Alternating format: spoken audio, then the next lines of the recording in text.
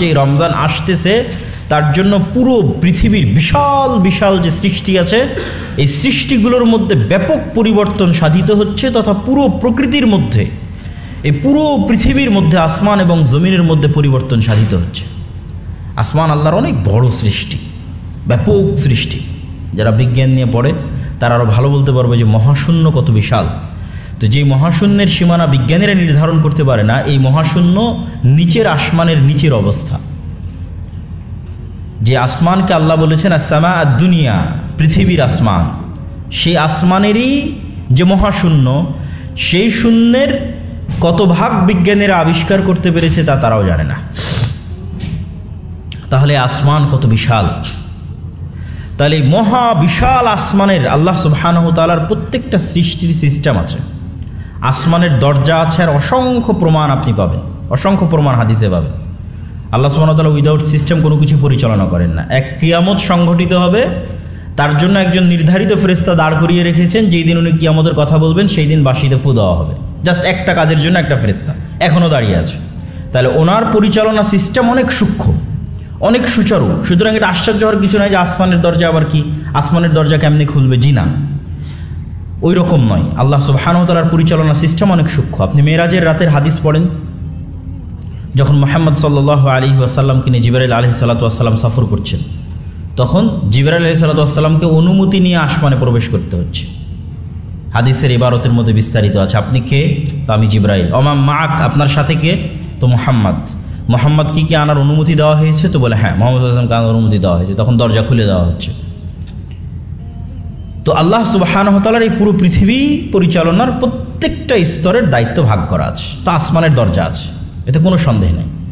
তো আসমানের দরজাগুলো পুরো রমজান মাসব্যাপী খোলা থাকতেছে, মানে সারা পৃথিবীর সকল সৃষ্টিজীবকে আল্লাহ সুবহানাহু ওয়া তাআলা জানিয়ে দিচ্ছেন যে রমজান কত মহান মাস। ওয়া ফুতিহাত আবওয়াবুল জান্নাহ, জান্নাত সৃষ্টি করা আছে, এটা ঈমানের অংশ। যে আল জান্নাতু হাক্কুন, জান্নাত আল্লাহ আগেই সৃষ্টি করে রেখেছেন। তো জান্নাতেরও দরজা আছে, এবং জান্নাতের দরজায় প্রবেশের ধরন আছে, কোন দরজা দিয়ে কে প্রবেশ করবে সেটাও বিস্তারিত বিবরণ আছে কোরআন এবং হাদিসে। কোন জান্নাতটা কার জন্য নির্ধারিত থাকবে, জান্নাতের স্তরভেদ থাকবে, মানুষ তার নিজ নিজ আমল অনুযায়ী জান্নাতের সুবিধা ভোগ করবে। যেমন আপনারা বিভিন্ন অফার ভোগ করেন, আপনাদের বেতন কাঠামো আছে, কে কোন গ্রেডের বেতন পাচ্ছেন, প্রত্যেকটা জায়গায় দেখবেন ফ্যাসিলিটির পার্থক্য আছে। তো ঠিক যখন জান্নাতীরা জান্নাতে প্রবেশ করবে, সবাই জান্নাতে, কিন্তু সবাই সমান গ্রেডের সুযোগ সুবিধা ভোগ করবে না। তো এই যে এক একজন এক এক গ্রেডের সুযোগ সুবিধা ভোগ করবে, সেগুলোর স্তরভেদ আল্লাহ সুবহানাহু ওয়া তাআলা করে রেখেছেন, এবং তার অন্যতম একটা ধরন হচ্ছে জান্নাতের দরজা। আলাদা আলাদা জান্নাত, তার দরজা। তো ফুতিহাত আবওয়াবুল জান্নাহ, সৃষ্টি করা জান্নাতের সকল দরজা পুরো রমজান মাসব্যাপী খোলা থাকবে। জাহান্নাম সৃষ্টি করা আছে, জাহান্নাম স্বয়ং স্বচক্ষে রাসূলুল্লাহ সাল্লাল্লাহু আলাইহি ওয়াসাল্লাম মেরাজের রাত্রে দেখেছেন। তার বর্ণনা তিনি উল্লেখ করেছেন যে জান্নাত দেখে তিনি বলেছেন, এই জান্নাত কে না চাইবে সেই জান্নাতে আসতে, কিন্তু জান্নাতে যাওয়ার পদ্ধতি যখন দেখেছেন তখন হতাশ হয়ে গেছেন। আর জাহান্নাম দেখে বলেছেন, কে না চাইবে জাহান্নাম থেকে বাঁচতে, কিন্তু বাঁচার পদ্ধতি যখন দেখেছেন তখন হতাশ হয়ে গেছেন। কেননা জাহান্নাম ঘিরে রাখা আছে মানুষের অন্তরের শাহওয়াত, মনের চাওয়া দিয়ে। তো মানুষ তো মনের গোলাম, সে কতক্ষণ আর মনের বিরুদ্ধে যুদ্ধ করবে আর শয়তানের বিরুদ্ধে যুদ্ধ করবে এই জাহান্নাম থেকে বাঁচার জন্য। তো এই জাহান্নামের সকল দরজা প্রতীকীভাবে রমজানের আগমনে বন্ধ করে দেওয়া হবে। ওয়াসুলসিলাতি শায়াতিন, শয়তানকে শৃঙ্খলাবদ্ধ করা হবে। তাহলে এত বিশাল বিশাল সৃষ্টির মধ্যে আল্লাহ সুবহানাহু ওয়া তাআলা ব্যাপক পরিবর্তন সাধন করতেছেন রমজানের প্রবেশে। রমাজান শব্দের শাব্দিক অর্থ হচ্ছে আগুনে পুড়িয়ে ফেলা, ধ্বংস করা। তো রমাজান শব্দের এই নামকরণের সবচেয়ে বড় কারণ হচ্ছে এই মাসে মানুষ তার গুনাহকে পুড়িয়ে ফেলে, ধ্বংস করে। আর রমাজান মাসের মহত্বের মূল কারণ হচ্ছে রমাজান এমন একটি মাস যে মাসে পৃথিবীর সর্বশ্রেষ্ঠ কিতাব পবিত্র কোরআন অবতীর্ণ হয়েছে। যে পবিত্র কোরআন আমাদের নবী মুহাম্মদ সাল্লাল্লাহু আলাইহি ওয়াসাল্লামের স্থায়ী, চিরন্তন, চিরস্থায়ী মুআজিজা, ইতিপূর্বে যত নবী এসেছিলেন সকল নবীর মুআজিজা ছিল সাময়িক। মুসা আলাইহিস সালাতু ওয়াস সালাম বিদায় নিয়েছেন, তার লাঠিও বিদায় নিয়েছে। ঈসা আলাইহিস সালাতু ওয়াস সালাম বিদায় নিয়েছেন, তার হাতের যে ক্ষমতা আল্লাহ সুবহানাহু ওয়া তাআলা দিয়েছিলেন জীবিতকে মৃত করার এবং যে কোনো অন্ধ ব্যক্তিকে চক্ষুস্মান করে দেওয়ার, এই যে মুআজিজাগুলো আল্লাহ সুবহানাহু ওয়া তাআলা তাকে দিয়েছিলেন সেগুলোও বিদায় নিয়েছে। কিন্তু আমাদের নবী মুহাম্মদ সাল্লাল্লাহু আলাইহি ওয়াসাল্লাম তিনি পৃথিবী থেকে চলে যাওয়ার পরেও তার মুআজিজা এখনও আছে। এরকম চিরন্তন এবং স্থায়ী মুআজিজা শুধু আমাদের নবী মুহাম্মদ সাল্লাল্লাহু আলাইহি ওয়াসাল্লামকে দেওয়া হয়েছে। আর পবিত্র কোরআনের সবচেয়ে বড় বৈশিষ্ট্য হচ্ছে এটি কালামুল্লাহ, আল্লাহ সুবহানাহু তাআলার গুণ সিফাত। আল্লাহর গুণ, আল্লাহর সিফাত হচ্ছে তিনি কথা বলেন। আল্লাহ সুবহানাহু তাআলা কথা বলেন, এটি তার গুণ। তো আল্লাহ সুবহানাহু তাআলার কথা হচ্ছে পবিত্র কোরআন। এটি আল্লাহ সুবহানাহু তাআলার সৃষ্টি নয়, আল্লাহ সুবহানাহু তাআলার বাণী, যা অসৃষ্ট। যেমন আল্লাহ সুবহানাহু তাআলা সৃষ্টি নন, ঠিক তার বাণী বা তার সিফাত, তার গুণও সৃষ্টি নয়। তো পবিত্র কোরআনের এই মহত্ব, এই বড়ত্বের কারণেই পবিত্র কোরআন কেন্দ্রিক যা যা সংঘটিত হয়েছে তার সবই ব্যতিক্রম। আপনি পবিত্র কোরআন কেন্দ্রিক যেখানে হাত দেবেন সেটি ব্যতিক্রম। যদি পবিত্র কোরআন যে রাতে অবতীর্ণ হয়েছে সেই রাতে হাত দেন, তাহলে ইন্না আনজালনাহু ফি লাইলাতিল কদর, আমি এই কিতাবকে অবতীর্ণ করেছি লাইলাতুল কদর, কদরের রাতে। তোমরা কি জানো কদরের রাত কি? লাইলাতুল কদর খায়রুম মিন আলফি শাহর, 1000 মাসের সমান নয়, 1000 মাসের চেয়েও শ্রেষ্ঠ, উত্তম। তো অত্যাধিক বা বেহিসাব সীমাহীন শ্রেষ্ঠ বোঝানোর জন্য বলা হয়ে থাকে। যেমন আমরা বলি যে লক্ষ কোটি, লক্ষ লক্ষ মানুষ, কোটি কোটি মানুষ, আসলে এক্সাক্ট কত মানুষ সে তো নিজেও জানে না। তো 1000 মাসের চেয়েও শ্রেষ্ঠ, মানে কত শ্রেষ্ঠ তা আল্লাহ সুবহানাহু ওয়া তাআলাই ভালো জানেন। তাহলে যেই রাতে পবিত্র কোরআন অবতীর্ণ হচ্ছে সেই রাতকে এতটা শ্রেষ্ঠময় হিসেবে ঘোষণা করা হয়েছে। কত শ্রেষ্ঠময় হিসেবে ঘোষণা করা হয়েছে যে সেই রাতে পৃথিবীর 1 ইঞ্চি জায়গাও খালি থাকে না যেখানে আল্লাহ সুবহানাহু ওয়া তাআলার ফেরেশতা থাকেন না। তো এই রাতের ফজিলত আরও অসংখ্য এবং অগণিত, লাইলাতুল কদরের ফজিলত। ঠিক রমাজান একটা মাস, যেই মাসে এই কোরআন অবতীর্ণ হয়েছে, সেই মাসটার কত শ্রেষ্ঠত্ব যে ইযা দাখালা রমাদান ফুতিহাত আবওয়াবুস সামা ওয়া গুল্লিকাত আবওয়াবুন নার ওয়া সুলসিলাতিশ শায়াতিন ওয়া ফুতিহাত আবওয়াবুল জান্নাহ। রমাজান যখন প্রবেশ করে তখন আসমানের দরজাসমূহ খুলে দেওয়া হয়। এগুলো হচ্ছে প্রতীকী সম্মান। আপনারাও দেখবেন সেনাবাহিনীর মধ্যে অথবা রাষ্ট্রীয় বিভিন্ন জায়গায় প্রতীকী সম্মানের ব্যবস্থা করা আছে। পুষ্পস্তবক অর্পণ করা অথবা তোপ বিস্ফোরণের মাধ্যমে সালামি পেশ করা, 21 তোপের সালামি, 7 তোপের সালামি, লাল গালিচার মাধ্যমে সংবর্ধনা পেশ করা, অথবা স্যালুট, সেনাবাহিনীর যে স্যালুট সিস্টেম আছে সেই স্যালুট সিস্টেমের মাধ্যমে সম্মান পেশ করা, গার্ড অফ অনার। তো আল্লাহ সুবহানাহু ওয়া তাআলা আসমানের দরজা খুলে দিচ্ছেন মানে কি, এবং পুরো রমজান মাস খোলা থাকছে মানে কি, এটি এই রমজানের সম্মানে এক বিশেষ প্রতীকী সম্মাননা। তথা রমজান অনেক মহৎ কিছু। তো রমজানের এই মহত্বের গোপন রহস্য কি? এই রমজানে কি অবতীর্ণ হয়েছে? কোরআন অবতীর্ণ হয়েছে। তাহলে রমজানের যদি এত সম্মান হয় তাহলে কোরআনের কত সম্মান? কেন রমজানের এই সম্মানগুলো তো সে অর্জন করতেছে এই ওসিলাতি যে ওই মাসে কি অবতীর্ণ হয়েছে? কোরআন অবতীর্ণ হয়েছে। সম্মানিত উপস্থিতি,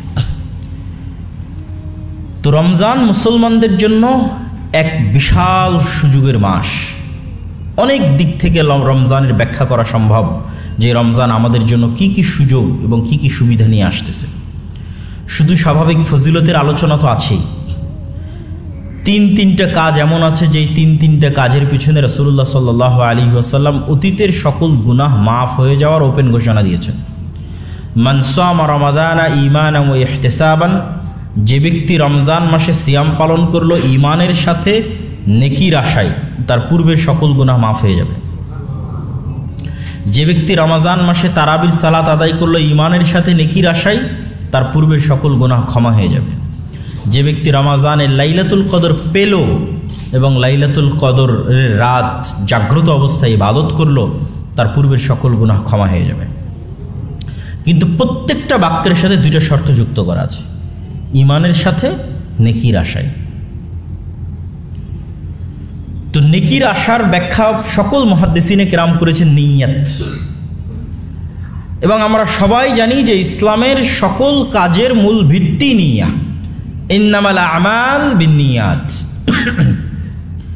এবং নিয়ত যদি বিশুদ্ধ না হয় তাহলে আমল জান্নাতে নিয়ে যাওয়া বহু দূরের কথা, জাহান্নামে নিয়ে যাবে। এবং সহিহ বুখারীর হাদিস আছে, আপনারা সকলেই জানেন, লম্বা হাদিস, যে আল্লাহ সুবহানাহু ওয়া তাআলা জাহান্নাম উদ্বোধন করবেন আলেম দিয়ে, শহীদ দিয়ে, দানবীর দিয়ে। তাই সে যুদ্ধ করে শহীদ হয়েছে আল্লাহর রাস্তায়। আলেম আল্লাহর রাস্তায় মানুষকে দাওয়াত দিয়েছে, দানবীর আল্লাহর সন্তুষ্টির জন্য, দানবীর আল্লাহর মসজিদ এবং আল্লাহর মাদ্রাসায় দান করেছে। কিন্তু কোনো কাজে আল্লাহর সন্তুষ্টি উদ্দেশ্য ছিল না, প্রত্যেকটা কাজে উদ্দেশ্য ছিল মানুষকে দেখান। ফলত তার আমল, সে চুরি করার কারণে জাহান্নামে যাচ্ছে না, সে ডাকাতি জেনা করার অপরাধে জাহান্নামে যাচ্ছে না, সে আল্লাহর রাস্তায় জিহাদ ফি সাবিলিল্লাহ করার অপরাধে জাহান্নামে যাচ্ছে, সে আলেম হওয়ার অপরাধে, মানুষকে দাওয়াত দেওয়ার অপরাধে জাহান্নামে যাচ্ছে, সে দান করার অপরাধে জাহান্নামে যাচ্ছে। তার নেকির কাজ অপরাধ হয়ে গেছে। নেকির কাজ অপরাধ হয়ে গেছে কখন? যখন নিয়ত ঠিক থাকেনি তখন। তাহলে এই যে রমজানের যে বিশাল ফজিলত পাওয়ার শর্তারোপ করা হলো, তার প্রথম শর্ত যদি আমরা বুঝতে চাই তাহলে সেটি হচ্ছে নিয়তের বিশুদ্ধতা।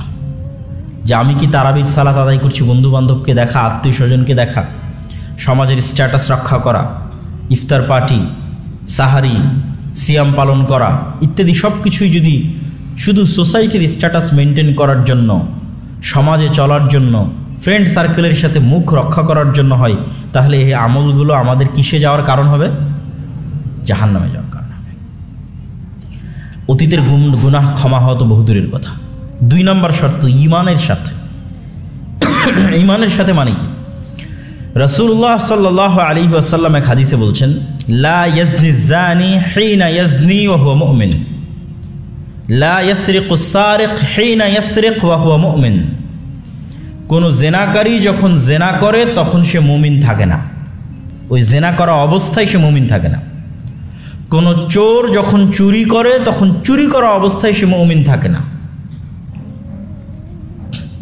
তথা এই হাদিস স্পষ্টভাবে প্রমাণ করছে যে মানুষ যখন আল্লাহর কোনো বিধান লঙ্ঘন করে তখন তার মধ্যে পূর্ণাঙ্গ ঈমানের উপস্থিতি থাকে না? থাকে না? থাকে না। তাহলে আমি সিয়াম পালন করছি এবং সিয়াম পালন করা অবস্থায় আল্লাহর বিধানের লঙ্ঘন করছি, মানে কি আমি ঈমান অবস্থায় সিয়াম পালন করছি? না। আমি যদি বুঝাতে না পারি এটা আমার ব্যর্থতা। আপনারা 3টা ফজিলত দেখলেন, 3টা আমলের সেম ফজিলত রমজান মাসে। সেটি কি অতীতের সকল গুনাহ ক্ষমা হয়ে যাওয়া, কিন্তু শর্ত 2টা। তার মধ্যে 1 নম্বর শর্ত হচ্ছে ঈমান, 2 নম্বর শর্ত সঠিক নিয়ত। তো ঈমান মানে কি? আর এক হাদিসের ব্যাখ্যা আমি আপনাদের সামনে বোঝানোর চেষ্টা করতেছি যে ঈমান অর্থ হচ্ছে আপনি সিয়াম থাকা অবস্থায় যদি গুনাহে লিপ্ত হন তাহলে আপনি কি ঈমান অবস্থায় সিয়াম পালন করছেন? কথা বলতে হবে, ঈমান অবস্থায় সিয়াম পালন করছেন না। তাহলে ঈমান অবস্থায় সিয়াম পালন করছেন না মানে এই সিয়াম কি আপনার অতীতের গুনাহ ক্ষমা করবে? ক্ষমা করবে না। তাহলে ঈমান অবস্থায় সিয়াম মানে গুনাহবিহীন সিয়াম। আমার সাথে বলেন তো, ঈমান অবস্থায় সিয়াম মানে কি? গুনাহবিহীন সিয়াম। আমরা কি মনে করেছি সিয়াম মানে না খেয়ে থাকা? সিয়ামের সঙ্গের মধ্যেই তো না খেয়ে থাকা নাই। সিয়ামের সঙ্গের মধ্যেরই বড় অংশ হচ্ছে মানুষের যে নফস, এই নফসকে কন্ট্রোল করা। নফসকে কন্ট্রোল করতে সহযোগিতা করে না খেয়ে থাকা। কেন সহযোগিতা করে? ইবনুল কাইয়িম রাহিমাহুল্লাহ লিখছেন যে মানুষ যখন ক্ষুধার্ত থাকে তখন মানুষের শরীরের কোষগুলো সংকুচিত হয়ে আসে, আর সংকুচিত কোষের মধ্যে শয়তানের প্রবেশ কঠিন হয়ে যায়। আর মানুষ যখন উদর পূর্তি করে খাদ্য ভক্ষণ করে, পেট পূর্ণ করে খাদ্য ভক্ষণ করে, অত্যধিক খায় এবং অত্যধিক ঘুমায়, তখন ওই শরীরের মধ্যে শয়তানের প্রবেশ সহজলভ্য হয়, সহজ সাধ্য হয় শয়তানের জন্য ওই শরীরের মধ্যে প্রবেশ করা। আর যখন সে ক্ষুধার্ত রাখতেছে নিজেকে, তখন শরীরের মধ্যে শয়তানের প্রবেশ কঠিন হয়ে যায়। তাহলে ক্ষুধার্ত থাকার মাধ্যমে মূলত আপনি যেন আপনার নিজের নাফসকে কন্ট্রোল করতে পারেন, তার একটা মাধ্যম হচ্ছে ক্ষুধার্ত থাকা। কিন্তু আপনি থাকলেন নামকা অস্তে ক্ষুধার্ত আর সকল গুনাহে লিপ্ত হলেন, তাহলে আসল উদ্দেশ্যই তো ব্যাহত হলো। আসল উদ্দেশ্য হচ্ছে নাফসকে কন্ট্রোল করা, যাবতীয় অপরাধ থেকে, গুনাহ থেকে কি থাকা, মুক্ত থাকা। এটাই সিয়াম, এটাই সিয়াম। সিয়াম মানে মানুষ গুনাহ মুক্ত থাকবে, এটাই সিয়াম। গুনাহ মুক্ত থাকতে তাকে সহযোগিতা করবে না খেয়ে থাকা, শয়তানি ওয়াসওয়াসা কম কাজ করবে। তাহলে আমরা যদি আমাদের সমাজের যে কালচার, সেই কালচার কি? সেই কালচার হচ্ছে সে সিয়াম আছে কিন্তু নামাজ পড়ে না। আছে না নাই বলেন? আছে। সে সিয়াম আছে কিন্তু বিনা দ্বিধায় তার বান্ধবীর সাথে, তার গার্লফ্রেন্ডের সাথে কথা বলতেছে।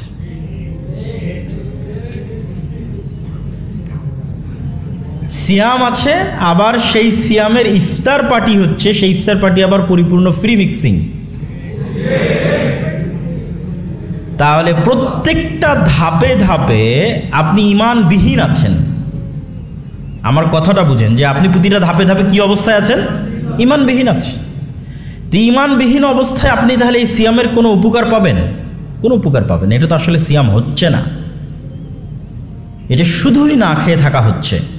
শুধুই আপনি একটা ফাংশন অ্যাটেন্ড করছেন কিন্তু তার পরিপূর্ণ হক আদায় করছেন না, নামকাওয়াস্তে একটা আনুষ্ঠানিকতা পূর্ণ করছেন মাত্র। সমাজের সবাই করছেন, বাপ মা করছে, আপনিও করছেন, কিন্তু প্রকৃত অর্থে আপনি সিয়াম পালন করছেন না। তাহলে সিয়াম পালনের ফজিলতের যে হাদিস, এই হাদিসের মধ্যেই আমাদের জন্য স্পষ্ট দিক নির্দেশনা আছে যে আমাদের কিভাবে সিয়াম পালন করতে হবে। তার সবচেয়ে বড় কথা হচ্ছে গুনাহ মুক্ত অবস্থায় সিয়াম পালন করতে হবে। এই জন্য রাসূলুল্লাহ সাল্লাল্লাহু আলাইহি ওয়াসাল্লাম বলেন, মাল্লাম ইয়াদা কাওলা যুর ওয়াল আমালা বিহি ফালাইসা লিল্লাহি হাজাতুন আন ইয়াদা তুআমাহু ওয়া শারাবা। যে ব্যক্তি সিয়াম অবস্থায় গুনাহের কথা এবং গুনাহের কাজ পরিত্যাগ করতে পারলো না, আল্লাহ সুবহানাহু তাআলার কোনোই প্রয়োজন নাই তার না খেয়ে থাকার। কি দরকার না খেয়ে থাকার? কোনো লাভ তো হচ্ছে না না খেয়ে থেকে। রাসূলুল্লাহ সাল্লাল্লাহু আলাইহি ওয়াসাল্লামের হাদিস যে ব্যক্তি সিয়াম অবস্থায় মিথ্যা কথা এবং মিথ্যা কাজ, তো প্রত্যেক গুনাহই মিথ্যা, গুনাহের কথা এবং গুনাহের কাজ পরিত্যাগ করতে পারল না, আল্লাহ সুবহানাহু ওয়া তাআলার কোনো প্রয়োজন নাই ওই ব্যক্তির না খেয়ে থাকার, ওই ব্যক্তির পানাহার এবং আহার, পানি এবং আহার, খাদ্য সব কিছু বর্জন করে থাকার কোনো প্রয়োজন আল্লাহ সুবহানাহু ওয়া তাআলার কাছে নাই। সম্মানিত উপস্থিতি, তাহলে রমজান মাস মূলত শয়তানের বিরুদ্ধে একটা যুদ্ধ এবং চ্যালেঞ্জের মাস, এবং এই মাসের সবচেয়ে বড় উপকারিতা হচ্ছে অভ্যাস তৈরি করার মাস।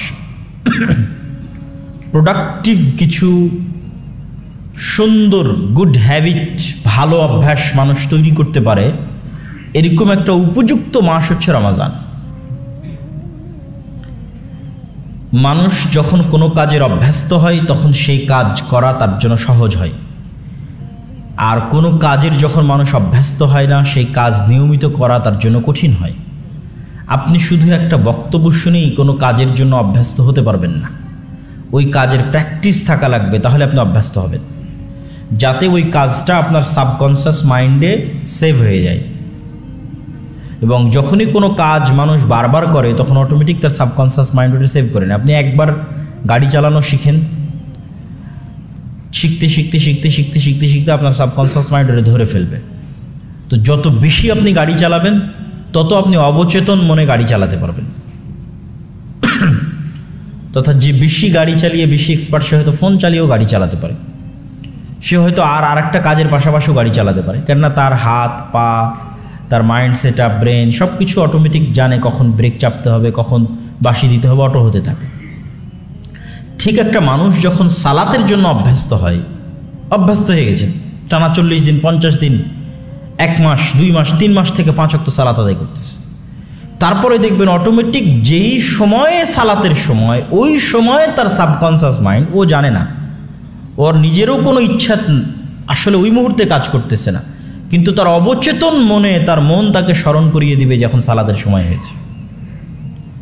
আপনার ফজরের সময় অ্যালার্মও লাগবে না, কেন আপনার অবচেতন মন আপনাকে ঘুম থেকে জাগিয়ে দিবে, যেহেতু আপনি কন্টিনিউয়াস সালাত আদায় করে আসতেছেন, টানা 40 দিন 50 দিন যাবৎ ফজরের সালাত আদায় করতেছেন।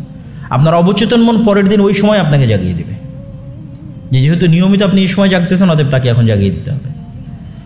তখন দেখবেন যে আপনি যদি একটা ওয়াক্ত সালাত মিস দেন, আপনার মনে হবে যে আপনি কি একটা অসম্পূর্ণ আছে আজকে আপনার দিনে। এটা আপনার অবচেতন মন আপনাকে স্মরণ করাই দেবে যে আপনার দিন আজকে পরিপূর্ণ না, কারণ আপনি পুরো 30-40 দিন যাবৎ এক রুটিন অনুযায়ী চললেন, আজকে সেটা করতে পারছেন না, মানে কিছু মিসিং আছে।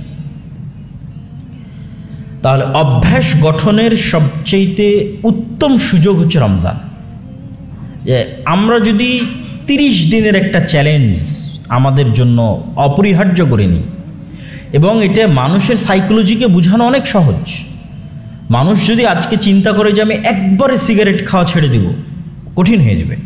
মানুষ যদি মনে করে আমি আজকে এক্ষুনি স্থায়ীভাবে আমার গার্লফ্রেন্ডকে পরিত্যাগ করে দেব, অবৈধ সম্পর্ক বাদ দিয়ে দেবো, কঠিন হয়ে যাবে। কিন্তু তার সাইকোলজিকে সে বুঝাতে পারবে যে আমি 30 দিনের জন্য বন্ধ করে দেব।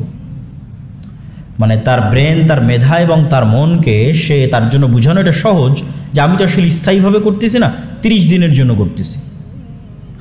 তাহলে 30 দিনের জন্য সে সকল গুনাহ বন্ধ করে দেওয়ার সিদ্ধান্ত নিল, 30 দিনের জন্য সকল অবৈধ সম্পর্ক কাট অফ করার সিদ্ধান্ত নিল, 30 দিনের জন্য সকল গান বাজনা, অবৈধ দৃশ্য, অশ্লীল দৃশ্য এগুলো দেখবে না, এই মর্মে সিদ্ধান্ত নিল। একবারে সিদ্ধান্ত নিলে তো তার জন্য কঠিন হয়ে যাবে।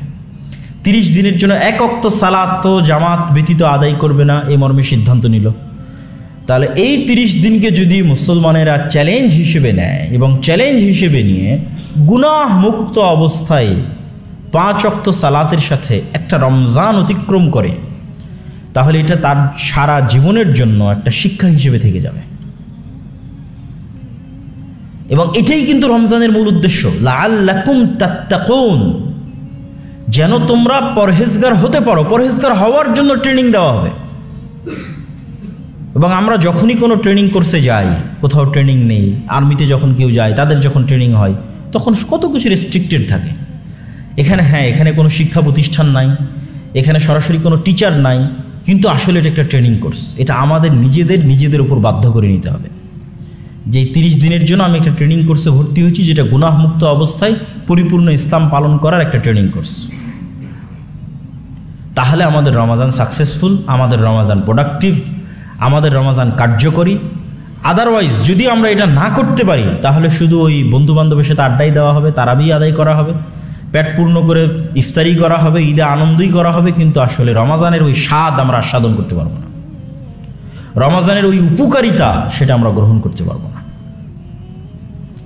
এই জন্য আজকে যারা এখানে উপস্থিত আছেন তাদের সকলকে আমি উদাত্ত আহ্বান জানাবো যে আমরা এই যে রমাজান আসতেছে, এই রমাজানকে আমরা মূল্যায়ন করি। মূল্যায়ন করো তো, আমরা এই রমাজানকে প্রোডাক্টিভ করার জন্য, প্রোডাক্টিভিটি বাড়ানোর জন্য রমাজানের আমরা নিজস্ব রুটিন তৈরি করি। এবং আমরা সংক্ষিপ্ত একটা রুটিনের আজকে আলোচনা করব ইনশাল্লাহ। এবং সেই রুটিন অনুযায়ী পুরো রমজান চ্যালেঞ্জ হিসেবে নিয়ে আমরা পার করার চেষ্টা করি। দেখি আল্লাহ সুবহানাহু ওয়া তাআলা আমাদের তৌফিক দেয় কিনা। সকলেই চেষ্টা করবেন তো ইনশাআল্লাহ। জাযাকাল্লাহ খাইর, বারাকাল্লাহ ফিক। আচ্ছা, রমজানের আরও কিছু ফজিলত আছে, গুরুত্ব আছে, সেগুলো হয়তো কিছু ছুটে গেছে, আমি আরও কয়েকটা গুরুত্ব তুলে ধরি। জুমআ ওয়া রমাদান ইলা রমাদান মুকাফফিরাতুন লিমা বাইনাহুন্না ইযা ইজতানাবাল কাবায়ের। 5 ওয়াক্ত সালাতের 1 ওয়াক্ত সালাত থেকে আর 1 ওয়াক্ত সালাত, জুমার সালাতের 1 জুমা থেকে আর 1 জুমা, এবং রমাজানের 1 রমাজান থেকে আর 1 রমাজান। কেউ যদি 1 রমাজান ভালোভাবে আদায় করে তার ঠিক 1 বছর পর আর এক রমাজানও যদি ভালোভাবে আদায় করে, তাহলে এই 2 রমাজানের মধ্যবর্তী পুরো বছরের সকল গুনাহ মাফ হয়ে যাবে। যদি কাবিরা গুনাহ না করে, বড় কোনো কাবিরা গুনাহে লিপ্ত না হয়, তাহলে সকল সগীরা গুনাহ মাফ হয়ে যাবে। তাহলে আমরা একটা দেখলাম যে একটা রমাজান ভালোভাবে পালন করলে অতীতের সকল গুনাহ মাফ হওয়ার সুযোগ, আর একটা দেখলাম এক রমাজান থেকে আর এক রমাজান মাফ হওয়ার সুযোগ। রমাজান মাসে উমরা। আব্দুল্লাহ ইবনে আব্বাস রাদিয়াল্লাহু তাআলা থেকে বর্ণিত, তিনি বলেন রাসূলুল্লাহ সাল্লাল্লাহু আলাইহি ওয়াসাল্লাম বলেছেন, উমরাতুন ফি রমাদান তা'দিলু হাজ্জাতান। রমাজান মাসে উমরা করা একটি কবুল হজ করার সমান নাকি? তাহলে রমাজান মাসে প্রতিটা আমলের গুরুত্ব এবং প্রতিটা আমলের নেকি কিন্তু বেড়ে যাচ্ছে আল্লাহ সুবহানাহু ওয়া তাআলার দয়া এবং আল্লাহ সুবহানাহু ওয়া তাআলার রহমতের কারণে। আর রমাজান মাসের গুরুত্বপূর্ণ আরেকটা বিষয় যেটি লাইলাতুল কদর, যেটি আমরা পূর্বে আলোচনা করেছি এবং আমাদের হাদিসের মধ্যে তারাবির আলোচনাও গেছে। এবং রমজান মাসের আরেকটি ইবাদত হচ্ছে ইতিকাফ। আন্না নবী সাল্লাল্লাহু আলাইহি ওয়াসাল্লাম কানা ইয়াতাকিফুল আশরাল আওয়াখির মিন রমাদান হাত্তা তাওয়াফাহুল্লাহ। আল্লাহর নবী সমগ্র জীবনে সব সময় রমাজানের শেষ দশকে মসজিদে ইতিকাফ করতেন, এমনকি মৃত্যু পর্যন্ত তিনি তার আমল বহাল রেখেছিলেন। ইতিকাফ করার দ্বারা উপকারিতা কি? ইতিকাফা মানে নিজেকে আবদ্ধ করে নেওয়া, সীমাবদ্ধ করে নেওয়া। আজকের যুগে আমাদের কাছে সকল ফিতনার মূল একটা অন্যতম মাধ্যম হচ্ছে ইন্টারনেট, সোশ্যাল মিডিয়া। কেউ যদি ইতিকাফে যায় মসজিদে, কিন্তু সে মোবাইলের ইন্টারনেটের সাথে কানেক্টেড, ফেসবুকের সাথে কানেক্টেড, টুইটারের সাথে কানেক্টেড, তাহলে সে কি ইতিকাফে আছে? ইতিকাফে নাই। কেন? সে তো চায়ের স্টলে আসে, চায়ের আড্ডায় আছে। এটা তো আধুনিক চায়ের স্টল যেখানে আড্ডা হচ্ছে ভার্চুয়ালি। তাহলে সে তখনই ইতিকাফের ওই ফিলটা পাবে। এটা হচ্ছে একটা ডিটক্সিং সিস্টেম, যে আপনি সমগ্র বছর ফোন সহই তো ছিলেন, ইন্টারনেটের সাথেই তো ছিলেন, সোশ্যাল মিডিয়ার সাথেই তো ছিলেন। একটু ডিটক্স হন, ফোন থেকে ডিসকানেক্টেড অবস্থায়, দুনিয়া থেকে ডিসকানেক্টেড অবস্থায় 10টা দিন আল্লাহর কোরআন, আল্লাহর নবীর হাদিস, আল্লাহর ইবাদত, রাতের ইবাদত, এটি সহ 10টা দিন মসজিদে কাটিয়ে দেখেন। তাহলে আপনি বাস্তব জগতে ফিরে আসবেন, প্রকৃত ফিলিংস পাবেন, জীবনের ফিলিংস এবং আল্লাহ সুবহানাহু ওয়া তাআলার ইবাদতের ফিলিংস। এটার সুযোগ রমজান মাসে আছে, আমাদের নবী মুহাম্মদ সাল্লাল্লাহু আলাইহি ওয়াসাল্লাম করতেন। সুতরাং আমাদের যাদের পক্ষে সম্ভব, কেননা বাকি 30 দিনের জন্য তো আর এটি আপনাকে বলা সম্ভব হচ্ছে না, কেন 30 দিনের জন্য এটি মানুষের কাছে অনেক কঠিন মনে হবে। এই জন্য ইসলামের প্রতিটা ইবাদত মানুষের সাইকোলজির সাথে কানেক্টেড। আল্লাহ আপনাকে বলেনি যে সারা বছর সিয়াম ফরজ, এটা বলেনি। বছরে 1 মাস সিয়াম ফরজ বলেনি। যে প্রতি বছর হজ করতে যেতে হবে না, সারা জীবনে একবার হজ করতে হবে। মানে প্রত্যেকটা ইবাদতের সাথে মানুষের সক্ষমতা এবং মানুষের মেন্টালিটির কানেকশন আছে। তো 10 দিন যদি আপনি সিদ্ধান্ত নেন যে 10 দিন আপনি মোবাইলবিহীন থাকবেন, ইন্টারনেটবিহীন থাকবেন, এটা কঠিন নয়। আপনিও আপনার সাইকোলজিকে বুঝাতে পারবেন, ঠিক আছে 10 দিন পর তো আবার ফেরত পাবো, অতএব যাই মসজিদে আমি ইতিকাফ করি। কিন্তু ওইটার যে উপকারিতা, সেটা আপনি না করা পর্যন্ত বুঝতে পারবেন না। আমাদের নবী মুহাম্মদ সাল্লাল্লাহু আলাইহি ওয়াসাল্লাম করতেন। রমজান মাসে আরেকটি ইবাদত যা রাসূলুল্লাহ সাল্লাল্লাহু আলাইহি ওয়াসাল্লাম প্রচুর পরিমাণে করতেন। কানা রাসূলুল্লাহ সাল্লাল্লাহু আলাইহি ওয়াসাল্লাম আজওয়াদুন নাস ওয়া কানা আজওয়াদ মা ইয়াকুনু ফি রমাদান হিনা ইয়ালকাহু জিবরিল ওয়া কানা ইয়ালকাহু ফি কুল্লি লাইলাতিন মিন রমাদান ফায়ুদারিসুহুল কুরআন। রমজানে রাসূলুল্লাহ সাল্লাল্লাহু আলাইহি ওয়াসাল্লাম, হাদিসের বাক্য শুরু হচ্ছে এভাবে যে আল্লাহর নবী এমনিতেই দানশীল, এমনিতেই শ্রেষ্ঠ দানশীল, কিন্তু উনি আরও বেশি মাত্রাতিরিক্ত দান করতেন কোন মাসে? রমজান। এবং আরেক হাদিসে এসেছে রাসূলুল্লাহ সাল্লাল্লাহু আলাইহি ওয়াসাল্লাম পূর্ব দিকের বাতাসের চাইতেও বেশি দান করতেন রমজান মাসে। পূর্ব দিকের বাতাস প্রকৃতিকে যতটা উপকৃত করে, মানুষকে যতটা উপকৃত করে, রাসূল সাল্লাল্লাহু আলাইহি ওয়াসাল্লামের দান তার চেয়ে বেশি উপকৃত করতে, এত বেশি পরিমাণে তিনি দান করতেন। দান করলে কি হয়? দান করার উপকার কি? এমনিতেই দান একটা ইবাদত আছে, আবার রমজানে সেটিকে বেশি করতে বলা হচ্ছে। দান করলে উপকারটা কি? দান করলে দুটো উপকার। একটা হচ্ছে তাজকিয়াতুন নফস, মানুষের অন্তর পরিষ্কার হয়, অহংকার থেকে পরিষ্কার হয়। আরেকজনের কষ্টে কষ্টিত হয়, আরেকজনের দুঃখে দুঃখিত হয়, মানুষের প্রতি সহমর্মী হয়, গীবত, হিংসা এবং অহংকার কমে যায় মানুষের অন্তর থেকে যখন আরেকজনের দুঃখে এবং কষ্টে সে তাকে দান করে, সহযোগিতা করে। এই ফিলিংসটা যখন তার মধ্যে কাজ করে, আর যখন এই ফিলিংসটা কাজ করে না তখন তো সে অহংকারী মানুষ, সে তো হিংসুটে মানুষ। সুতরাং তার তো তাজকিয়াতুন নাফস হচ্ছে না, তার অন্তর তো বিশুদ্ধ হচ্ছে না, পরিশুদ্ধ হচ্ছে না। তাহলে অন্তর বিশুদ্ধকরণের জন্য এটা খুবই জরুরি যে মানুষের কষ্ট হলেও সে তার পকেট থেকে টাকা বের করবে, এটাই তার অন্তরকে বিশুদ্ধ করবে। এই টাকা কি আল্লাহ সুবহানাহু ওয়া তাআলা নিজে নিয়ে যান নাকি? আমরা যে টাকা দান করি সেটা কি আল্লাহর কাছে পৌঁছে? কথা বলেন না, যে আল্লাহর কাছে পৌঁছে? আল্লাহর কাছে তো পৌঁছে না। তাহলে আমরা যে দান করি এটা কারা খায়? আল্লাহর সৃষ্টিজীব খায়, মানুষ খায়, অসহায় মানুষেরা পায়, ইয়েতিমেরা পায়। সুতরাং আল্লাহ সুবহানাহু ওয়া তাআলা যে বারবার দানের কথা বলতেছেন, এতে আল্লাহর কোনো উপকার আছে? আল্লাহর কোনো উপকার নাই। সুতরাং দানের ইবাদতকে নিজের এন্ট্রি হিসেবে গ্রহণ করার কোনো সুযোগ নাই। দান আপনার অন্তরকে নরম করবে, দান তাজকিয়াতুন নাফসে সহযোগিতা করবে, অন্তরকে বিশুদ্ধ করতে, অহংকার মুক্ত করতে, হিংসা মুক্ত করতে সহযোগিতা করবে, মানুষের দুঃখ এবং কষ্টে সহমর্মী হতে উৎসাহিত করবে। আর 2 নম্বর কি করবে দান? কিয়ামতের মাঠে মানুষের সবচেয়ে বেশি যে ইবাদতটা কাজে দিবে সেটা হচ্ছে দান। কেন দান সবচেয়ে বেশি কিয়ামতের মাঠে কাজে দিবে? আমরা কোনো ইবাদতই প্রশ্নাতীত বিশুদ্ধ করতে পারি না। মানুষের পক্ষে নির্ভুল কোনো কিছু করা খুবই কঠিন, মানুষ পারে না। আমি গ্যারেন্টিতে বলতে পারবো না যে আমার 2 রাকাত সালাতও আমি নির্ভুল আদায় করেছি। সালাতের সময় কত গোটা দুনিয়ার চিন্তা মাথায় ঢুকে যায়, কেমনে আমি দাবি করবো সালাত নির্ভুল আমি আদায় করেছি? পুরো রমজান মাস আমি নির্ভুল সিয়াম পালন করেছি, এটা আমি কেমনে বলবো? এরকম যত ইবাদত আছে কোনো ইবাদতকেও দাবি করতে পারবে না আমি নির্ভুল করেছি। তো একদিকে ইবাদত নির্ভুল করতে পারছি না, অন্যদিকে তো আমার গুনাহ আছেই। কোথায় কত মানুষের গীবত করেছি, কত মানুষের সাথে হিংসা করেছি, কার কোথায় কোন জিনিস নিয়ে নিয়েছি, কাকে 2টা কটু কথা বলেছি, কষ্ট দিয়েছি, অসংখ্য গুনাহ। এই প্রত্যেকটা জিনিসের ব্যাকআপ হিসেবে কাজে দিবে কিয়ামতের মাঠে দান। যখন মানুষ আসবে বলবে সে আমার গীবত করেছে, কোথায় থেকে দিবে? দান থেকে পূরণ করবে। ইবাদত তো সে পরিপূর্ণ করতেই পারেনি, ওখান থেকে আর কি পূর্ণ করবে?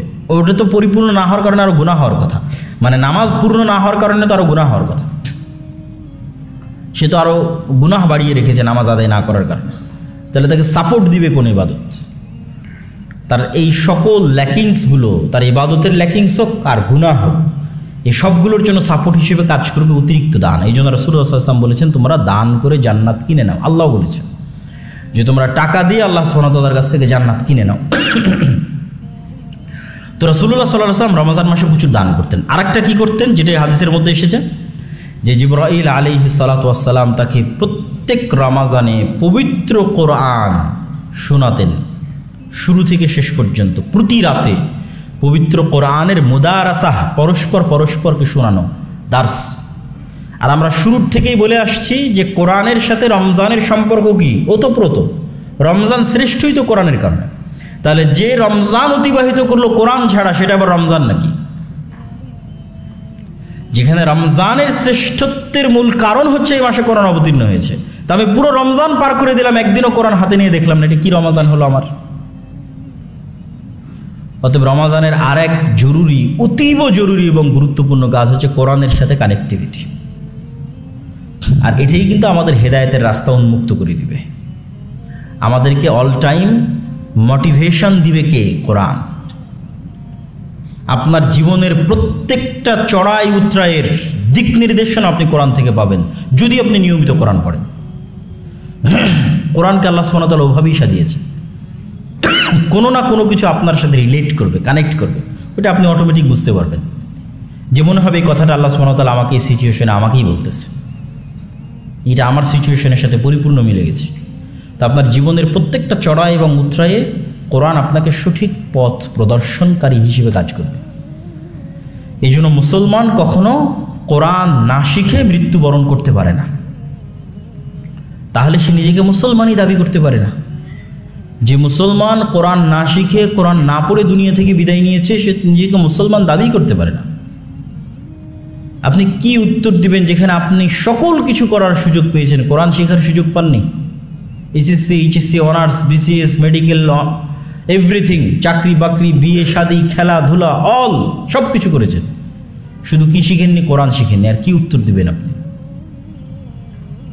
সুতরাং এই রমাজান আমাদের আরেকটা মহা সুযোগ নিয়ে আসতেছে, সেটি হচ্ছে কোরআন শিক্ষা। নিজ নিজ মসজিদে কোরআন শিক্ষা আয়োজন করে নিজে কোরআন শিখেন।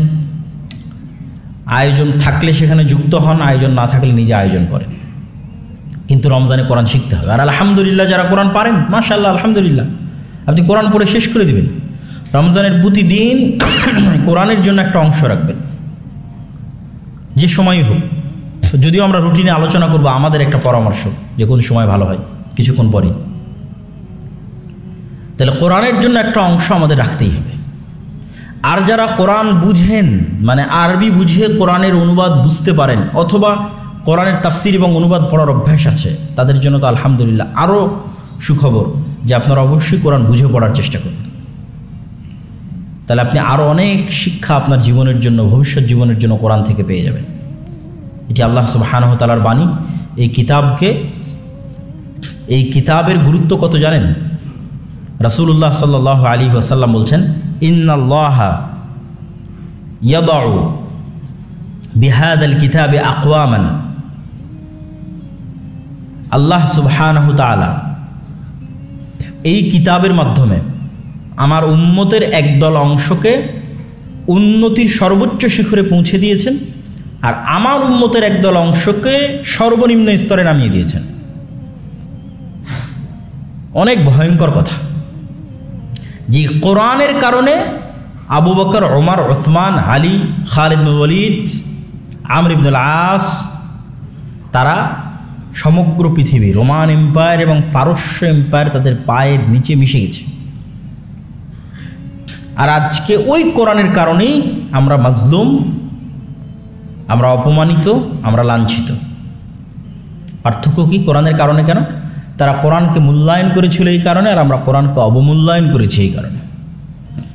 এটি রাসূলুল্লাহ সাল্লাল্লাহু আলাইহি ওয়াসাল্লাম বলেছেন যে আমাদের পৃথিবীতে আমাদের ভাগ্যের চাকা নির্ভর করবে কোরআনের মূল্য আমাদের কাছে কেমন তার উপর। কোরআনের মূল্য আমার ব্যক্তি জীবনে কেমন, কোরআনের মূল্য আমার পরিবারে কেমন, কোরআনের মূল্য আমার সমাজে কেমন, কোরআনের মূল্য আমার রাষ্ট্রে কেমন, এটার উপর নির্ভর করবে মুসলিম জাতির সামগ্রিক ভাগ্য, সামগ্রিক ভাগ্যের চাকা। কোরআনের মূল্য যেমন, মুসলিম জাতির ভাগ্য তেমন। কোরআনের মূল্য কেমন মুসলমানদের কাছে?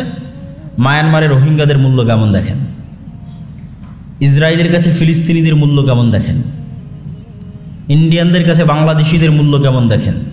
ঠিক ওই পরিমাণ মূল্য কোরআনের মুসলমানদের কাছে। ওইভাবে ভাগ্যের চাকা ঘুরতেছে। আর ওমর ইবনুল খাত্তাবের মূল্য পারস্য রোমান এম্পায়ারের কাছে কেমন ছিল কল্পনা করেন তো। ওমর ইবনুল খাত্তাবের কাছে কোরআনের মূল্য এরকম ছিল। তো ওমর ইবনুল খাত্তাব এবং তার সঙ্গী সাথী সাহাবায়ে কেরাম কোরআনকে যেমন মূল্য দিয়েছে, পৃথিবীতে তাদের তেমন দাপট প্রতিষ্ঠিত হয়েছে। আর আমরা কোরআনকে যেমন মূল্য দিয়েছি, পৃথিবীতে আমরা সেই অবস্থায় আছি জাতিগতভাবে। এটি রাসূলুল্লাহ সাল্লাল্লাহু আলাইহি ওয়াসাল্লামের হাদিসের আমি আপনাদের সামনে অনুবাদ করতেছি। সুতরাং মুসলমানদের মুক্তির আর কোনো রাস্তা নাই কোরআনের জ্ঞান অর্জন করা ছাড়া, কোরআন বুঝা ছাড়া, কোরআন মানুষকে শেখানো ছাড়া, কোরআন অনুযায়ী আমল করা ছাড়া, কোরআনকে মূল্যায়ন করা ছাড়া, সামাজিক, রাষ্ট্রীয়, অর্থনৈতিক সকল ক্ষেত্রে। তাহলে এই রমজান মাস আমাদের জন্য কোরআনকে মূল্যায়নের মাস এবং কোরআন শিখার মাস। সম্মানিত উপস্থিতি, আমরা সরাসরি এবার একটা সংক্ষিপ্ত রুটিন আপনাদের সামনে তুলে ধরে আমি আমার বক্তব্যের শেষের দিকে চলে যাব। সাহরি করা রাসূল সাল্লাল্লাহু আলাইহি ওয়াসাল্লামের আদেশ, তাসাহহারু ফাইন্না ফিস সুহুরি বারাকাহ। তোমরা সাহারি করো, কেননা সাহারিতে বরকত আছে। সুতরাং সাহারিবিহীন সিয়াম পালন করার ট্রেন্ড তৈরি করা যাবে না। এটার থেকে যে কোনো মূল্যে বের হয়ে আসতে হবে। ঘুমিয়ে একটু ঘুম থেকে উঠে একটু পানি পান করা, দিয়ে আবার ঘুমিয়ে যাওয়া, এর অনেক সমস্যা আছে। সবচেয়ে বড় সমস্যা হচ্ছে এটার কারণে ফজরের সালাত মিস হবে, শুধু নাম কষ্টে সিয়াম থাকা হবে। অতএব সাহারিতে উঠতেই হবে এবং সাহারিতে ওঠার কালচার তৈরি করতে হবে। পরিবারে, ফ্যামিলিতে, সমাজে। তাহলে সাহারিতে যখন আমরা উঠতেছি, সাহারিতে উঠলে অবশ্যই একটা রিফ্রেশমেন্ট হবে, উজু হবে, হালকা যেটাই আমরা স্বাস্থ্যসম্মত খাই না কেন, আমরা রমজানকে আরেকটা উপায় হিসেবেও ব্যবহার করতে পারি, অভ্যাস হিসেবে। সেটি হচ্ছে সঠিক খাদ্য অভ্যাস, যেটা আমাদের পুরো রমজানের যতটুকু আমরা স্বাস্থ্যগত উপকারিতা পেতাম সেটাও নষ্ট করে দেয়। আমরা যেভাবে সাহরি করি এবং যেভাবে ইফতার করি, যদি একটু আমরা স্বাস্থ্যসম্মত ইফতারি এবং স্বাস্থ্যসম্মত সাহরি করি, দেখা যাবে যে রমজানের যে স্বাস্থ্যগত উপকারিতাটা আছে সেটাও আমরা পেয়ে যাচ্ছি, দুনিয়াবী যে উপকারিতাটা আছে সেটাও আমরা পেয়ে যাচ্ছি। এবং সেটা আপনারা সকল আপনারাই তো ডাক্তার, আর কাদের বোঝাবো, তাই না? তো আপনারা অবশ্যই জানেন যে না খেয়ে থাকার কি উপকারিতা শরীরের জন্য। তাহলে সেটাও আমরা পাবো। সাহরি করার পর আমরা অবশ্যই উজু করে, যেহেতু আমরা সিদ্ধান্ত নিচ্ছি যে এই 30 দিন আমরা চ্যালেঞ্জ হিসেবে নিব 5 ওয়াক্ত সালাত জামাতে আদায় করার, সেহেতু অবশ্যই আমরা জামাতের সালাতের প্রস্তুতি নিব এবং সালাত জামাতে আদায়ের চেষ্টা করব। আর মসজিদের প্রবেশ করলে অবশ্যই মসজিদের একটা সুন্নাত হচ্ছে মসজিদে 2 রাকাত সালাত আদায় করে বসা। 2 রাকাত সালাত আদায় না করে বসা ঠিক নয়। একটু আগে ভাগে মসজিদে গেলে কি হবে, সালাতের প্রতি মনোযোগ থাকবে। যতক্ষণ সালাতের অপেক্ষায় থাকবেন ততক্ষণ সালাতেরই নেকি পাবেন। রাসূল সাল্লাল্লাহু আলাইহি ওয়াসাল্লামের হাদিস, যতক্ষণ আপনি সালাতের অপেক্ষায় থাকবেন ততক্ষণ সালাতেরই নেকি পাবেন। তাহলে একটু আগে ভাগে যাওয়া উচিত। আগে ভাগে গেলে আপনি সালাতের অপেক্ষায় থাকলেন, সুন্নাত আদায় করলেন, কিছু দোয়া দরুদ, জিকির, আজকার, কোরআন তেলাওয়াত এগুলোর সুযোগ পেলেন। দেখেন, জিকির, আজকার এবং কোরআন তেলাওয়াত এগুলোর কিন্তু একটা অদৃশ্য পাওয়ারও আছে। অনেক বিজ্ঞানী প্রমাণ করেছে যে মানুষের শব্দের শক্তি আছে, শব্দ ইথারে যে পাওয়ার তৈরি করে এটার প্রভাব আছে। এবং কোরআন এবং হাদিস প্রমাণ করে যে শব্দের প্রভাব আছে। যেমন আল্লাহ নবী বলেছে, আল আইন হাক্কুন, বদনজর সত্য। তো বদনজর কথা দিয়েও হয়। আপনি যখনই কোনো মানুষকে নিরুৎসাহিতমূলক কিছু বলবেন ওটার অন্তরে প্রভাব করবেই, আবার উৎসাহমূলক কিছু বলবেন সেটাও আর অন্তরে প্রভাব করবে। আমি জানি না, এরকম এক জায়গায় আমি পড়া দেখেছিলাম, এটা সত্য মিথ্যা বলতে পারবো না, যে একটা পানির গ্লাস বা কাচের মধ্যে পানি রেখে তার গায়ে যদি লাভ লেখা হয় অথবা হেট লেখা হয়, তো এই লাভের প্রভাবটাও ওটা যখন বরফে পরিণত হয় তখন তার উপর পড়ে, এবং হেইটের প্রভাবটাও যখন ওটা বরফে পরিণত হয় তখন সেটা পড়ে। এটা সত্য মিথ্যা জানি না, তবে শব্দের প্রভাব আছে। তো ঠিক আমরা যে জিকির এবং আজকারগুলো করি, এগুলো এই প্রত্যেকটা জিকির এবং আজকারের প্রভাব আছে।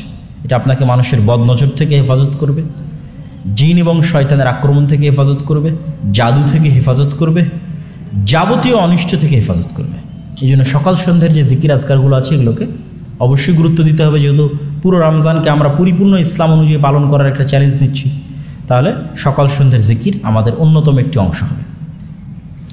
তো সেই জিকির করার একটা বড় সময় কি, ফজরের সালাত জামাতে আদায় করার পর থেকে নিয়ে সূর্য ওঠা পর্যন্ত। কেননা আপনারা জানেন যে সূর্য ওঠা পর্যন্ত ঘুমানো রাসূল সাল্লাল্লাহু আলাইহি ওয়াসাল্লামের হাদিস অনুযায়ী উচিত নয়। এই সময়টাতে বরকত অবতীর্ণ হয়। এবং স্বয়ং রাসূলুল্লাহ সাল্লাল্লাহু আলাইহি ওয়াসাল্লাম সূর্য ওঠা পর্যন্ত ফজরের সালাত যে জায়গায় আদায় করতেন ওখানেই বসে জিকির, আজকার এবং তাসবিহ তাহলিল করতে থাকতেন সূর্য ওঠা পর্যন্ত। তাহলে আপনি ঘুমাবেন কখন? সূর্য ওঠার পরে। তাহলে আমাদের রুটিনে সাহরির পরে যে আমরা ঘুমটা দিই, সেই ঘুমটা তাহলে কখন চলে যাচ্ছে বলেন তো? সূর্য ওঠার পরে। সূর্য ওঠার পরপরই আপনি শুয়ে যান, কোনো সমস্যা নেই। কিন্তু সূর্য ওঠা পর্যন্ত ঘুমানোর কোনো সুযোগ নাই। এবং এর ব্যাপক ফজিলত আছে। যেই জায়গায় মানুষ ফজরের সালাত আদায় করে ওই জায়গাতেই যদি সে সূর্য ওঠা পর্যন্ত জিকির, আজকার, তাসবিহ তাহলিল করতে থাকে এবং সূর্য পরিপূর্ণ ওঠার পর আবার 2 রাকাত, যেটা ইশরাকের সালাত আমরা বলি, চাশতের সালাত বলি, 2 রাকাত সালাত আদায় করে নিয়ে সেখান থেকে যদি সে বিদায় নেয়, তাহলে এটা অনেক বিশাল ফজিলতের একটি ইবাদত। এবং এটা সবচেয়ে বেস্ট রুটিন, যেই রুটিনের উপর আল্লাহর নবী চলতেন সাল্লাল্লাহু আলাইহি ওয়াসাল্লাম। তাহলে সূর্য ওঠার পরপরই আমরা রেস্টের জন্য অবশ্যই ঘুমাবো, এবং আমাদের কর্মস্থলে যাওয়ার পূর্ব পর্যন্ত আমরা ঘুমাবো। কারো কর্মস্থল যদি 9টায় শুরু হয়, কারো যদি 10টায় শুরু হয়, তাহলে সূর্য যদি 6টায় উঠে, তাহলে 6টা থেকে সে 9টা পর্যন্ত অথবা 8টা পর্যন্ত 2 ঘন্টা, 1.5 ঘন্টা, 3 ঘন্টা সে রেস্ট করতে পারে। তারপরে যখন অফিসে যাওয়ার সময় হলো, স্কুলে যাওয়ার, কলেজে যাওয়ার বা দৈনন্দিন যে কাজ থাকে সে কাজ করার সময় হলো, তখন সে কাজ করবে। জোহরের সালাত অবশ্যই জামাতের সাথে আদায় করবে, আসরের সালাত অবশ্যই জামাতের সাথে আদায় করবে।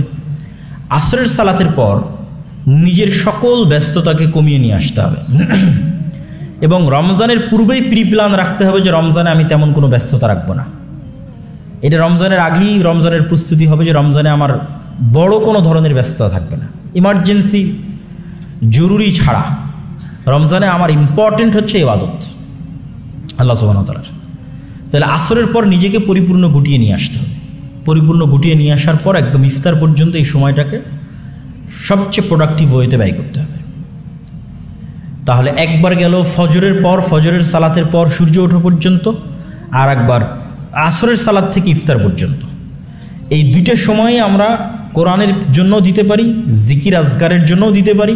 সকাল সন্ধ্যার যে জিকির আজকার আছে সেই জিকির আজকারের জন্য দিতে পারি, জ্ঞান অর্জনের জন্য দিতে পারি। আমার যেটা ভালো মনে হবে, সুযোগ সুবিধা মতো হবে সেটা করতে হবে এবং করব। তবে অবশ্যই এই দুইটা সময় আমাদেরকে বেঁধে ফেলতে হবে যে আমি ফজরের পর থেকে সূর্য ওঠা পর্যন্ত সময়কে কাজে লাগাবো, আসরের পর থেকে ইফতারি পর্যন্ত এই সময়কে কাজে লাগাবো।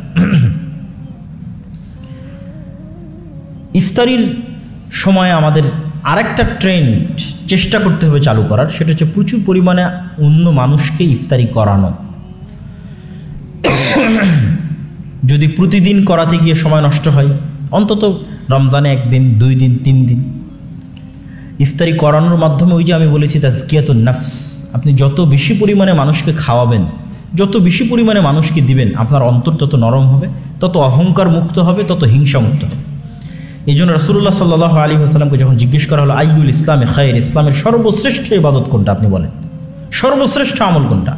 আল্লাহ নবী বললেন সর্বশ্রেষ্ঠ আমল হচ্ছে মানুষকে খাওয়ানো। বলেন আল্লাহু আকবার। মানুষকে খাওয়ানো হচ্ছে সর্বশ্রেষ্ঠ, মানুষকে সালাম দেওয়া, মানুষকে খাওয়ানো। আর ইফতার, সিয়াম পালনকারীকে ইফতার করালে তো আপনি তার সিয়ামের সমানই নেকি পাবেন। এটিও রাসূল সাল্লাল্লাহু আলাইহি ওয়াসাল্লামের হাদিস। তাহলে ইফতারে আরেকটা জিনিস যুক্ত করতে হবে, মানুষকে ইফতার করানো। ইফতারের পর আমরা জামাতের সাথে মাগরিবের সালাত আদায় করলাম।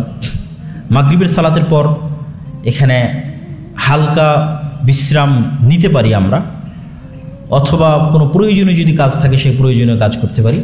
এবার ইশারের সালাত জামাতে আদায় হবে। ইশারের সালাত জামাতে আদায় হওয়ার পর 2 ধরনের মানুষের জন্য 2 ধরনের নির্দেশনা। ইশারের সালাত জামাতে আদায় হওয়ার পর 2 ধরনের মানুষের জন্য 2 ধরনের নির্দেশনা।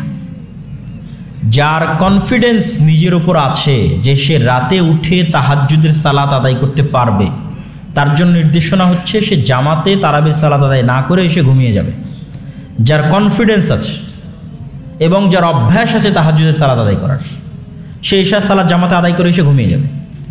ঘুমিয়ে গিয়ে যেহেতু তার কনফিডেন্স আছে এবং তাহাজ্জুদের সালাতের অভ্যাস আছে, সেহেতু সে সাহারির জন্য যে উঠবে, ওই উঠাটা আরও 1-2 ঘন্টা আগে উঠবে, 3টার সময় উঠবে, 2:30টার সময় উঠবে।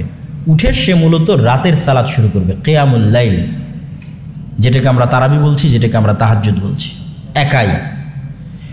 একাই নির্জন ঘরে সে আল্লাহ সুবহানাহু ওয়া তাআলার ইবাদত করবে, আল্লাহ সুবহানাহু ওয়া তাআলার কোরআন পড়বে, আল্লাহ সুবহানাহু ওয়া তাআলার কাছে নিজের গুনাহের জন্য কাঁদবে অঝোর ধারায়, এবং কাদার মাধ্যমে নিজের অন্তরকে হালকা করবে, নিজের অন্তরকে রিফ্রেশ করবে, নিজের অন্তরের কথা এটি শুনে দেখবে, তার রুহের কষ্ট শুনে দেখবে সে কত জুলম করেছে তার রুহের উপর।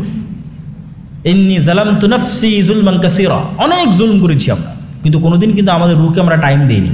কেন? আমরা কানেক্টেড আছি সোসাইটির সাথে, বন্ধু বান্ধবের সাথে, আত্মীয় স্বজনের সাথে, মোবাইলের সাথে। কিন্তু যখনই রাতে নির্জনে একাই উঠবো এবং আল্লাহ সুবহানাহু ওয়া তাআলার কাছে দোয়া করব, দোয়া করতে হবে, দোয়া পাওয়ার তৈরি করে। আপনাকে দোয়াতে চাইতে হবে যে হে আল্লাহ, রমজান আপনি আমাকে পরিপূর্ণভাবে আপনার সাথে থাকার তৌফিক দেন, আপনি আপনার রহমত থেকে আমাকে বিতাড়িত করিয়েন না, আপনি আমাকে অভিশপ্তদের অন্তর্ভুক্ত করিয়েন না, আপনার থেকে দূরে রাখিয়েন না, আপনার সাথে যেন কানেক্টেড থাকতে পারি সেই তৌফিক দান করেন। এই দোয়াগুলো যখন মানুষ করবে, এগুলোর প্রভাব তৈরি হয় অন্তরে। অতএব দোয়া করতে হবে। আর যদি আপনার নিজের উপর কনফিডেন্স না থাকে, অভ্যাস না থাকে যে আমি ঘুমিয়ে গেলে তো আর উঠতে পারবো না, তবে অবশ্যই এটারও একটা চ্যালেঞ্জ আমাদের নেওয়া উচিত। রাতের সালাত রাতে জেগে উঠে আদায় করার চেষ্টা করতে করতে অভ্যাসে তৈরি হয়। তারপরেও যদি মনে হয় না হচ্ছে না, তাহলে অবশ্যই জামাতের সাথেই তারাবির সালাত আদায় করবেন, জামাতের সাথেই তারাবির সালাত আদায় করবেন। এবং তারাবির সালাতের মধ্যে, তারাবির সালাতের শেষে একটু দোয়া করার, নিজে একা একই ব্যক্তিগতভাবে আল্লাহ সুবহানাহু ওয়া তাআলার সাথে কথা বলার অভ্যাস তৈরি করতে হবে। এবং যখনই আপনি একা একই আল্লাহ সুবহানাহু ওয়া তাআলার সাথে কথা বলা শুরু করবেন, আপনি আপনার অন্তরে ব্যাপক পরিবর্তন দেখতে পাবেন। দোয়া না করাটাও একটা অনেক বড় অহংকার। দোয়া না করাটাও আল্লাহর রহমত থেকে দূরে চলে যাওয়ার আলামত, যে আল্লাহ আপনাকে দোয়া করারই তৌফিক দেয় না। তো আপনি কিসের মুসলমান? আপনি হতভাগা। তাহলে আমরা কি বললাম, যে এশার সালাতের পর দুই ধরনের মানুষের জন্য দুইটা রুটিন। যে পারবে সে এশার সালাত পড়ে ঘুমিয়ে যাবে, রাতে উঠে একা একই তারাবি তাহাজ্জুদের সালাত আদায় করবে এবং আল্লাহ সুবহানাহু ওয়া তাআলার কাছে দোয়া করবে। যে পারবে না সে জামাতের সাথে তারাবির সালাত আদায় করবে। আর মূল সময় হচ্ছে ফজরের পর থেকে নিয়ে সূর্য ওঠা পর্যন্ত, আসরের পর থেকে নিয়ে ইফতারি পর্যন্ত। এই দুইটা সময় আমাদের জিকির আজকার এবং কোরআন তেলাওয়াতের জন্য সীমাবদ্ধ রাখতে হবে, জ্ঞান অর্জনের জন্য সীমাবদ্ধ রাখতে হবে। আল্লাহ সুবহানাহু ওয়া তাআলা আমাদের এই পুরো রমজানকে প্রোডাক্টিভভাবে অতিক্রম করার তৌফিক দান করুক, আল্লাহুম্মা আমিন। আমাদের সবাইকে, আপনাদের সকলকে, যারা এখানে উপস্থিত ছিলেন, আয়োজন করেছেন, সকলকে আল্লাহ সুবহানাহু ওয়া তাআলা জাযায়ে খায়ের দান করুক, আল্লাহুম্মা আমিন।